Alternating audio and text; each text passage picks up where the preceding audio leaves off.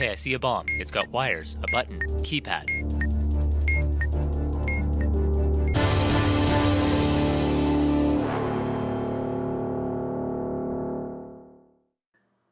Last week, Nintendo World Report learned that the popular VR game, Keep Talking and Nobody Explodes, was currently in development for the Nintendo Switch.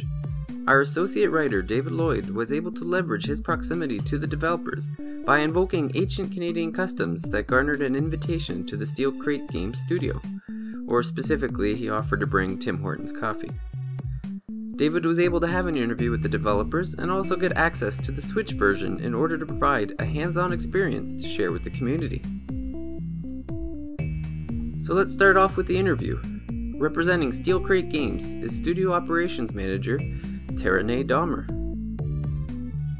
Right now, I think anyone who has heard of Keep Talking and Nobody Explodes knows it as a VR game.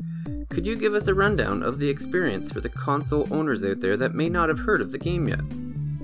Yeah, absolutely. So it's a local co-op game, so you need at least 2 people, but you can play with more, where one player who's holding the Switch is alone in a room with a bomb, and they must defuse it. The other player is an expert. They have a bomb defusal manual, and that has all the information on how to defuse the bomb, but they can't see the bomb. So the 2 players have to talk back and forth and exchange information in order to solve the bomb before time runs out. Can you tell us about the origins of the concept of Keep Talking?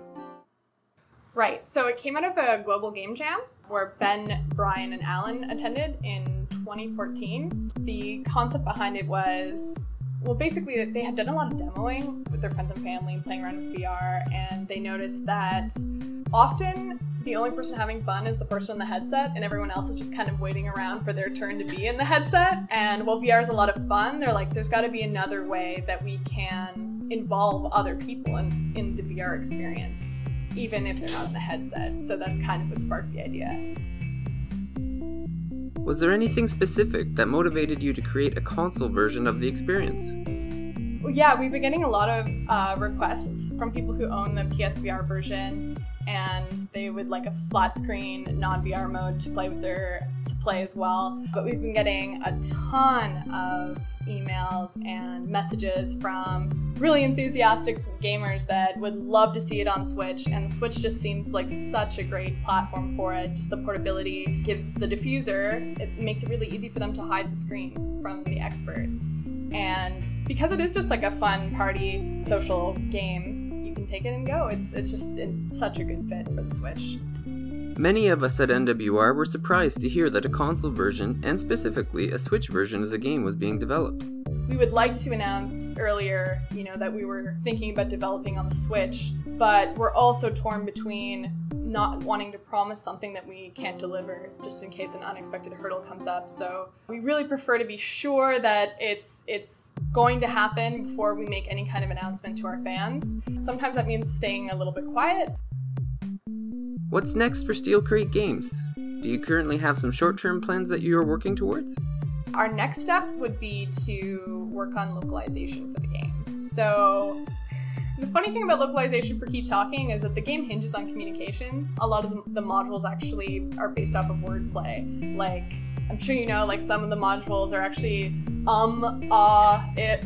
stuttering, so you have to read those words out to the expert and communicate back and forth. Well, you're naturally going and and like we kind of play on that, right? And you're being spelled differently in English and things like that. So we do a lot of wordplay, which actually makes localization really challenging because not all languages work the same way. Like modules like passcode are tricky to work into a language like Japanese that just functions differently.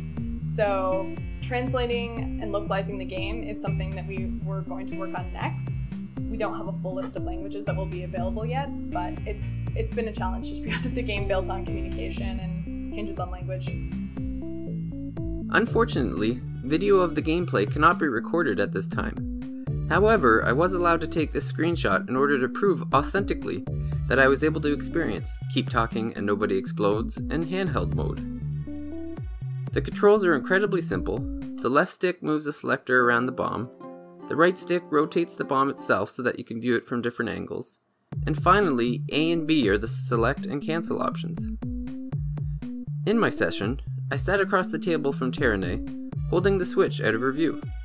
She had a PDF version of the bomb manual on an iPad, and together we set out to defuse some bombs. The gameplay is very much the same as the VR experience. I would describe the first module, and she would find the section of the manual that was needed to solve it. Modules include wire cutting, password cracking, Morse code deciphering, and a game of Simon among others. Speed and efficient communication is required, as the better you can describe the modules, the faster you'll be able to defuse them. Though it's advertised as a local multiplayer game, the structure of Keep Talking allows for friends all over the world to play with each other. Since communication between the bomb diffuser and the bomb expert is purely vocal, friends will be able to play over their favorite chat app. So far, Steel Crate Games' only confirmation of a release date still remains as summer 2018. Since we've now passed the halfway point of the summer, it doesn't seem like fans of social party games will have to wait too much longer for the Switch version.